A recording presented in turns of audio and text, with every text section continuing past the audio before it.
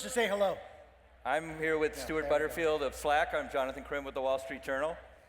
So Stewart, how did a kid who was born into a commune, hippie parents, log cabin, northern Canada, and according to one magazine story, you are now running a company that has the ambition of being a Microsoft that people like. Where did it go wrong for you, sir? For me, it was arriving at university in 1992. And by the way, the internet in 1992 was completely dominated by hippies, and mostly invented by hippies, like early computers and early networking stuff generally. For those of you who weren't born yet or weren't around then, rec.music.gdead, a Usenet news group, was the Netflix of its day. And it was just text going back and forth, but was about 40% of the whole volume of the internet, was people talking about the Grateful Dead's music. So there was a nice connection there, but I fell in love with the technology, with the ability to reach people that I wouldn't otherwise be able to reach, to find community with people who were like me, but I grew up in a small town, so that I wouldn't have otherwise met. And that power that we saw in the early web page making community, in the early blogging community, in the early days of Flickr, and the early days of Twitter, is something that's, I think, undergirded a lot of the development of the net since then. So you are now basically living the dream that so many of these people want to live. Your company is valued at north of $2.5 billion. Does that make you nervous? I mean, are you raising money just because you can at this point? We are raising money just because we can at this point. I think that yes, it makes me nervous. It's a lot of responsibility, and I take the responsibility really seriously, and that's also one of the reasons to say yes to the money, I think, because the question is, as someone with a responsibility to, obviously, to our shareholders, but more importantly to our employees, to our partners, our customers, are we better off with 100% of what we had before that last round, or 94.3% of what we had, plus also $160 million? But are you spending all of that? Do you need to spend all of that, or are you just sort of banking it and saving it for a rainy day? For now, we're banking it, and there still has a use. It's preserving option value for things we might want to do in the future, and that might be acquisitions, that might be spending ahead of revenue to fuel growth. We've been in the super fortunate position where we haven't had to work on growth. It's been happening to us, and we've barely been able to keep up. But I'm conscious that won't always be the case. And I guess I'm also conscious, and this is not to harp on how old I am, but I was born in '73, and that was stagflation, which economists thought was impossible, but a very dark period economically. My father was a real estate developer, and in '82 went bust when interest rates went to 18%. I graduated from high school in '91 into a really bad recession. I worked through the dot-com crash in this industry. I lost a lot of money in 2008. So I'm conscious that there's a cycle, and it's very difficult to say when you're about to fall, but it's easy to say that we're very far from the bottom. Right. So very far from the bottom. Is that the same thing as a bubble? Here's the difference, or at least one of the differences, I think, between now and 2000, or maybe two different ways of looking at whether there's a bubble. We talked about there being a bubble in the housing market when prices fell 30% or 40%. But I think often what people have in mind when they say that there's a bubble is there's a bubble and you can pop it, and then there's nothing, right? Like the tulip bulbs in Holland, like the South China Seas Trading Company, like the dot-com era, a lot of companies. So we can choose Slack, but you could choose Airbnb, you could choose Dropbox, you could choose Uber. In an environment where there's interest rates again, and some of the money flows out of alternative investment categories, out of VC, and people feel darker and valuations go down, does it go to zero? No. Like, maybe is Uber worth 20 billion instead of 40 billion? It's a possibility if things look pretty bleak, but there's definitely real revenue there, and real revenue growth in a way that is historically unprecedented. So talk about why you thought that the corporate communication space was ripe for disruption, and in particular, the casual reader of Slack who, how many of you, by the way, use it? Can we see a show of hands? That's a lot of this audience. Wow. So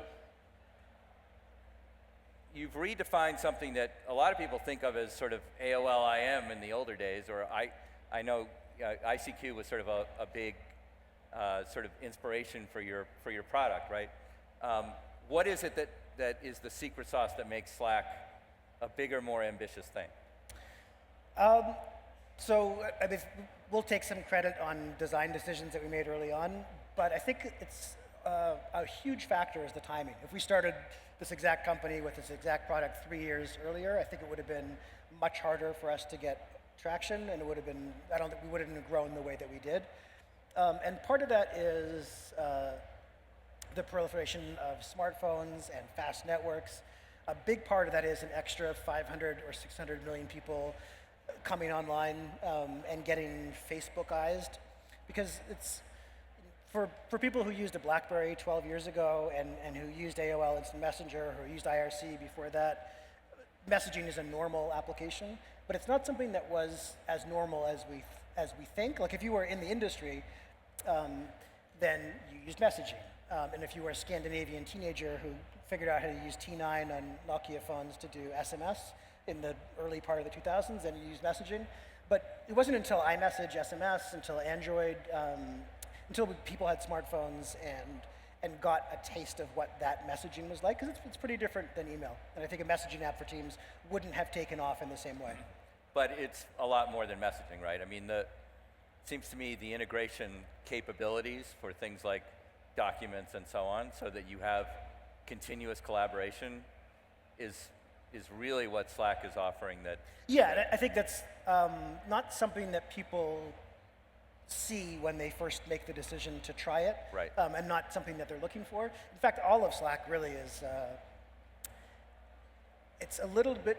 I want to say it's a tough sell, but it has been relatively easy. But I think it's a tough sell at the team level because you need a whole group of people to change what they're doing at once. Whereas, say, with Dropbox, I can make the decision. I have 2 computers. I want to have them synced. I want to have my stuff backed up. I just decide that it's worth the $9 per month for me. Whereas getting a group of even 8 people, getting a group of 8 people, you'll experience this in about an hour and a half. To decide where the fuck to go for dinner is just such a nightmare.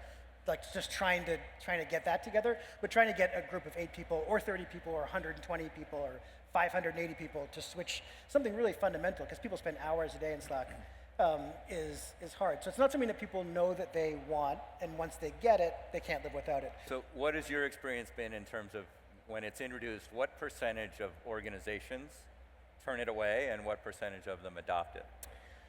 That's a tough question because it can take a really long time. So we look at usage graphs at the company level, and so in our parlance, a team is created when someone gets to the end of the sign-up form and hits submit. And they may never have opened the app, they may never have invited anyone, sent a message, or any of the things that people think of as Slack. Of those people who create a team, I'm actually not sure what the most recent number is, but I'd say something like 30% become active. So 70% don't. Now, so some of those are people who meant to sign up for a different existing team, or were trying to join a team. But some of those are ones that will, 6 months from now, or 9 months, or even a year from now, have it actually take off for them. Because people sign up and then they're like, shit, I'm really busy. When this project is over, or when the quarter closes, or when so-and-so is back on vacation, we'll give this a try. But it can take many, many tries. One experience we had, and we tried it and ended up not using it in our bureau, was that we couldn't turn off some other systems that everyone across our news organization around the world still had to use. Right. And so it became not a substitution, but an addition. And so it was another window you had to have open. It was another thing you had to check. And you couldn't just get rid of all the other stuff. Unless it's consolidating or replacing something else, I think it won't work. And that was the experience that our team had with Yammer in 2010. This initial burst of enthusiasm, wow, this is going to be great. But then because it didn't actually stop you using anything else, as you said, it becomes another thing that you have to check. And if it's additive, it's very, very difficult to get people to continue using it. Because you get to, Slack's success is binary. So we don't do any attempts to increase engagement or anything like that. Because if you get to 80%, and no higher, then you'll eventually go back to 0. Because if someone doesn't feel like they can trust that sending the message through Slack is going to get to the people they want it to get to, then they'll fall back to a way that is guaranteed to give them the result. Email. Yeah, Right, exactly. yeah. So why wouldn't Google, Microsoft, even Yahoo, your old Yep. friends, ultimately decide, well, this is something we can do? A lot of people are deciding this is something that they could do. Citrix and Cisco, and I'm sure, I've heard that there's a couple projects going on in Microsoft, and we've had this nice, easy sale, and I think that will probably that'll get harder. But I say bring it on. I like, it's funner to compete against competitors. Okay. Security, big issue. You had a hacking incident. Who hasn't at this point? I'm wondering, well, first of all, what have you done at Slack to harden your systems? But more importantly, I think, can we ever look forward to a day when we sort of get on top of this problem? Or are we just looking at ever increasing costs that have to be sunk into an insoluble problem? I think it is probably insoluble or unsolvable. It's certainly tough, and to the extent that there are government-mandated backdoors, there are backdoors that are available to everyone, because it's just not possible to design something so that some people can hack it and other people can't hack it. They will eventually be discovered. But the bigger issue from our perspective, so the actual technical aspects are very difficult and cumbersome. We spend a lot of money. We do penetration testing. We have a team doing intrusion detection, and we use a service called HackerOne, which has literally thousands of people around the world hammering us and trying to find ways in. But the bigger and more successful hacks at most companies have to do with social engineering. And a lot of the compliance processes and audit processes we go through are training people, doing background checks, physical access controls to the buildings, training and retraining customer service on the kinds of answers they're allowed to give out without proof. And we get, maybe less than a consumer service, but we get a lot of requests, because in Slack there's someone who's the team owner, and there could be administrators, and we'll get an email from someone saying, hey, the person who started our team was a contractor and we just fired them, can you transfer control to me? And you have to have this trade-off, because most of the times that someone says that, they're telling the truth, and it's an inconvenience for them as a customer, and they need to have the access transferred. On the other hand, you can't just do that the first time someone writes to you. And so developing processes to help with that stuff eats up a lot of the effort. And in fact, we're now 130 people, but the 50th hire that we made was a VP of Policy and Compliance Strategy, just because we anticipated that this was going to be a problematic area. So, just roughly speaking, are you seeing your spend for security just continuing to rise? Yeah, it's hard, because there is a line item for security, in the sense that we have security engineers, and we have consultancies that do penetration testing and red teaming, and we have the fees that we pay to HackerOne, but it's also cooked into the regular engineering process. So some portion, and it's hard to back that out after the fact, but 20%, 30%, 40% of our total engineering time. Really? Yeah, I'd say so. I mean, that's really amazing. I mean, and I'm sure you're not unique in that, but if you think about the innovation lost, right, in product development, because you're just constantly having to worry about security, it's pretty extraordinary. Well, yeah, altogether, the stuff that isn't really the important things that your customers want is probably 90% of the engineering work.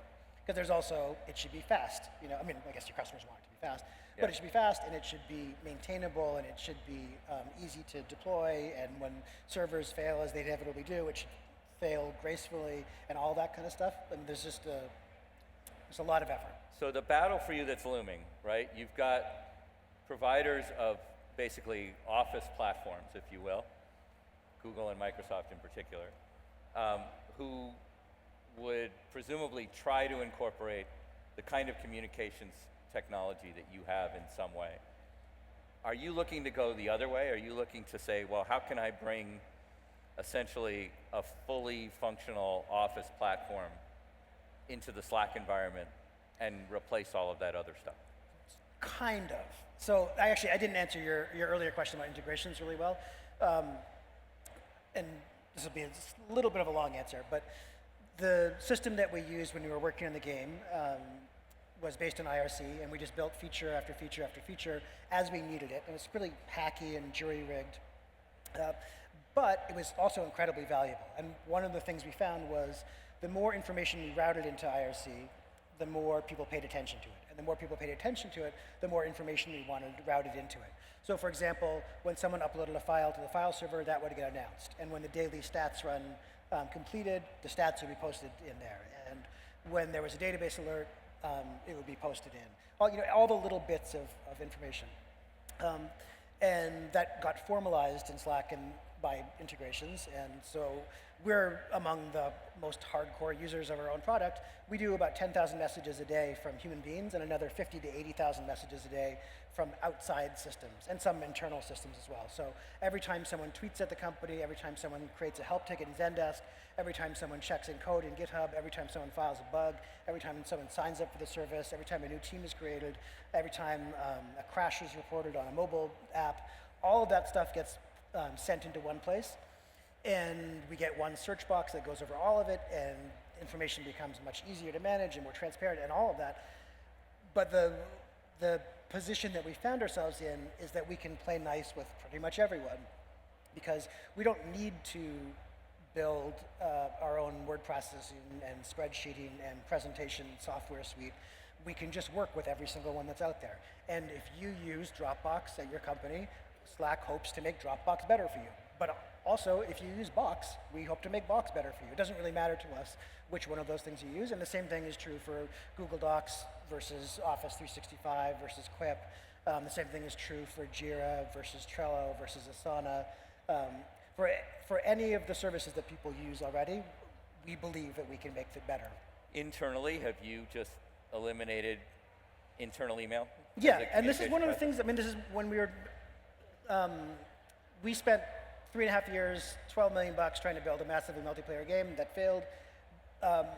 We had 45 people at the end of that cycle, and in 3.5 years, the company-wide email list had 50 messages on it. So an average of one every 3 weeks. And that was not ideologically driven. It wasn't that we said, we don't use email here. It was just that there was no purpose to emailing. A, because it was valuable to have all the messages in one place. B, and this is not something that we realized until after the fact, but with that whole history available to everyone, when a new person started, they had everything. So that doesn't mean that they were going to read. Like in our case, we had 5 people start yesterday. Today's Tuesday, right? Yes. Yeah. Okay. 5 people start yesterday, and they have 6.5 million messages in the archive available to them. They're not going to read all of those, but they can search them, and they can scroll back over the history of their team, and they can see how people interact with each other. They can see what's important now. They can see who knows the answers to what kinds of questions. They can see who really makes the decisions, because every organization is very idiosyncratic. And that's in contrast to an email-based organization where on your first day on the job, you have an empty inbox, like literally nothing in it at all, even though that company might have exchanged hundreds of thousands or millions or tens of millions of messages before you got there. So it doesn't feel like you're just walking into a conversation late? I think to a certain extent, there's probably some that feel like that, but the power to go back and say, how did we solve this problem last time it arose, or what are the origins of this decision, or all those kinds of little details that you end up spending a lot of time searching for.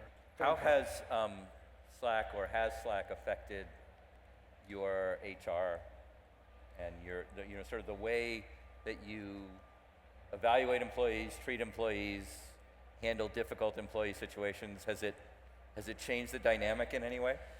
We've been growing so fast that there's two things. This isn't really HR problems in the sense of employees you have to let go, or issues, interpersonal issues that arise. Right. when we were 8 people, we had a way of working that was everyone puts in their opinion on everything. Because only 5 out of the 8 people will care about any particular decision. And it didn't take them very long to read it, and it didn't take very long for everyone to read their opinions. But when you get to 40 people, suddenly it's like, oh, that's, getting 26 opinions on every decision starts to get a little bit cumbersome, and it also takes a very long time for everyone else to read. And when you get to 80 people, it's completely unworkable. So there's been this process of continually reworking the internal communication strategies. And because the growth has been very quick, it's like we have 60 day shelf life for management practices and communication habits. About 5 months ago, there was an internal memo called Slack as a Distracting Menace for internal Slack use because of that problem where everyone can put in their 2 cents, and it doesn't cost you anything just to say, and this is especially true in UI discussions because very few people feel like they have to get their 2 cents in on a marketing or an engineering decision, but say, I like the other shade of blue, that kind of stuff. And you get 30 or 40 people saying that, and then the person who's working on it is just paralyzed. Right.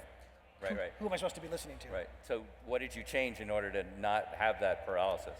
There's a couple of things. One was defining some spaces for teams to work where you're welcome to observe.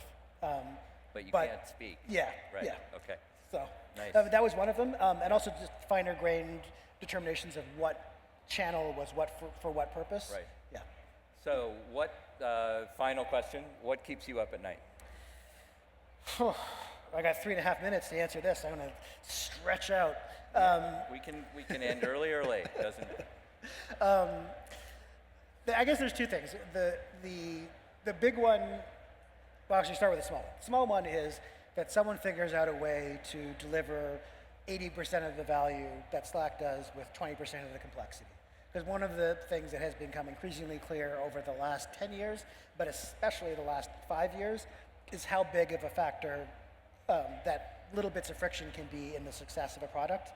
And for people who are used to using Uber or Lyft, those times when you take a taxi, like here in Vegas, where they don't have the car sharing services, and then you just get out at the end because you forgot that used to happen, that you used to have to pay, makes a really big difference in people's experience. So to the extent that people can find ways to remove some of the complexity, remove some of the friction, whether that's in setup, whether that's in day-to-day use, that's really important. Or the cost, yeah, potentially, right? Sure. Yeah. Although, the cost it's so close to irrelevant because we charge 22 cents per person per day. And if this is a brand new line item in your budget, at the end of the year, you might say, this is a lot of money. But it's 1/2000th of the total cost of employment for a knowledge worker, so it doesn't really show up for people. But the bigger one, and the thing that really keeps me up at night, and literally kept me up last night, is scaling the organization. Because we've been growing at like 5 to 6% a week for 70 straight weeks, and that starts to get pretty intense. In terms of what? In terms of daily active users, in terms of Okay. paid seats, revenue, Yep. all those kinds of things. Yep. The growth of the team is slightly behind that, and we now, we doubled the business faster than we doubled the size of the team, but we are hiring a lot of people. We had one day a couple of weeks ago where 14 people started. It's, at that point, more than 10% of the company had their first day on that one Monday. And it's very different. Like if we have the average productivity per person when we were 8 people as 1, we're down to like 0.3. And some of that's unavoidable. Like there's an increased cost of communication when you have more people. There's an increased cost of coordination, the bigger the team size. But figuring out how to grow the company to keep up with the business without making it a horrible place to work, without making it inefficient, without losing our ability to innovate, without losing our ability to deliver software. It's really, people are the hardest part. Have you had the massive crash or computer meltdown? No. Nothing. Oh, that's good. No, it's the hardest technical problems I think ultimately are relatively easy because of the environment that we're in. Money is very cheap, and human beings will always be the hardest part. Stewart Butterfield, thank you very much. Thank you.